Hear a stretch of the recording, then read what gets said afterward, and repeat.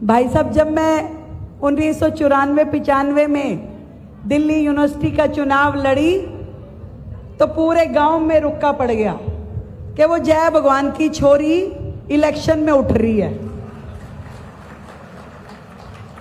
कि कौन से इलेक्शन, वो कॉलेज के। और मेरी मां बहुत नाराज थी, पिताजी और मेरे ताऊ जी कि हाँ ठीक है, लड़ना चाहिए अगर पार्टी लड़ा रही है तो।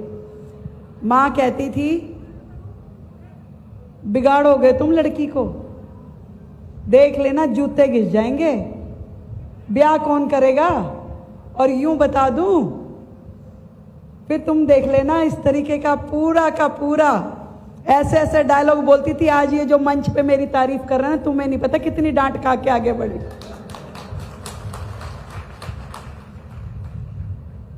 पहला चुनाव, दूसरा चुनाव, पर डांटने के बाद रात को कहती भी थी कि रोटी खा ले भाई अब तू। कपड़े भी प्रेस करके देती थी, चुनाव में पूरा परिवार लगता भी था। और ऐसे ही सफर तय करते करते 2 यूनिवर्सिटी के चुनाव, 3 नगर निगम के चुनाव और 3 विधानसभा के, मैंने 8 चुनाव लड़े। मुझे खुशी है कि मेरे पूरे परिवार ने, पूरे समाज ने, आप सभी का हमेशा मुझे बहुत साथ मिला। यहाँ से भी सब लोग दिल्ली आते रहे और हर चुनाव में पूरी ताकत के साथ, जहाँ भी मैं जाती थी मेरे से पहले फोन खड़क जाते थे। भाई जहाँ जाती थी लोग कहते थे तुम्हारे चाचा का फोन आया था, तुम्हारे मामा का फोन आया था, तुम्हारे फलाने रिश्तेदार का फोन आया था। तो हरियाणा का एक एक व्यक्ति, जब जब भी मैंने चुनाव लड़ा दिल्ली में, उन सब ने मेरा सहयोग दिया। आज इस मंच के माध्यम से मैं आज आप सभी को बहुत बहुत धन्यवाद करती हूँ, बहुत प्रणाम करती हूँ। देखिए कितने गर्व की बात है कि एक साधारण से परिवार का बेटा नायब सिंह सैनी, अभी बता रहे थे कि कंप्यूटर ऑपरेटर का काम करते थे। एक साधारण सी परिवार की बेटी जिसकी कोई पॉलिटिकल पृष्ठभूमि नहीं थी, आज नरेंद्र मोदी जी के नेतृत्व में किसी राज्य के सर्वोच्च पद पे बैठ करके हर निर्णय को लेने में भूमिका निभाते हैं। तो ये मात्र भारतीय जनता पार्टी और नरेंद्र मोदी जी के नेतृत्व में है। आज यदि देश की हर बेटी ये सपना देख सकती है कि मेरा भी भविष्य कुछ ऐसा हो सकता है जब मैं देश चलाने में अपनी भूमिका अदा करूं, अपना काम करूं, निर्णय में सहभागिता करूं, तो वो केवल और केवल आदरणीय मोदी जी के नेतृत्व में संभव है। ये बात आज इस मंच के माध्यम से मैं कहना चाहती हूं। कभी संभव नहीं था, कभी किसी और पार्टी के इतिहास में। इंदिरा गांधी भी प्रधानमंत्री रही, पार्टी की अध्यक्ष रही, परंतु कभी अपने अलावा उन्होंने किसी और को बढ़ने नहीं दिया। आज साधारण व्यक्ति भी बड़े सपने देख सकता है, आगे बढ़ सकता है, काम कर सकता है। उसे पूरा मौका, पूरा मार्गदर्शन यदि कोई देता है तो वो मेरे भारतीय जनता पार्टी का नेतृत्व देता है। आज उस मंच के माध्यम से उन्हें प्रणाम करती हूं। आज तो गांव में हो रहा होगा भाई, वो मनीराम की पोती मुख्यमंत्री बन गई। अनेकों बार मेरा जुलाना आना हुआ, हर सुख दुख के कार्यक्रम में मैं परिवार के साथ यहाँ पे शामिल होती थी, पर नंदगढ़ कम जाना हुआ भाई। तो आज जब 3 महीने पहले आदरणीय मुख्यमंत्री नायब सिंह जी ने कहा भाई किसी दिन गांव आओ, मैं कहा भाई साहब जरूर आऊंगी, मैं अपने जन्मदिन वाले दिन आऊंगी।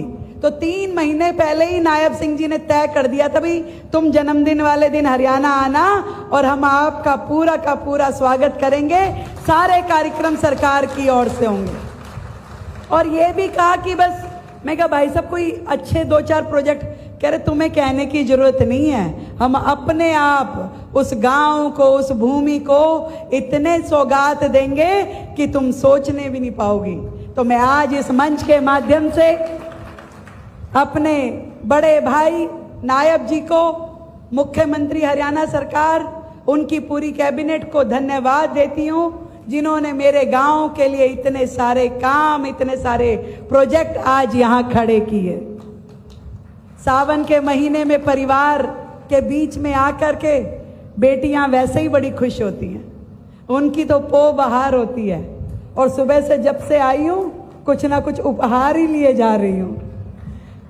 हमारे सभी भाई बहन जो आज यहाँ शामिल है, जिनसे मेरा मन का रिश्ता है, मैं आप सबके आशीर्वाद के लिए दिल की गहराई से बहुत धन्यवाद देती हूँ।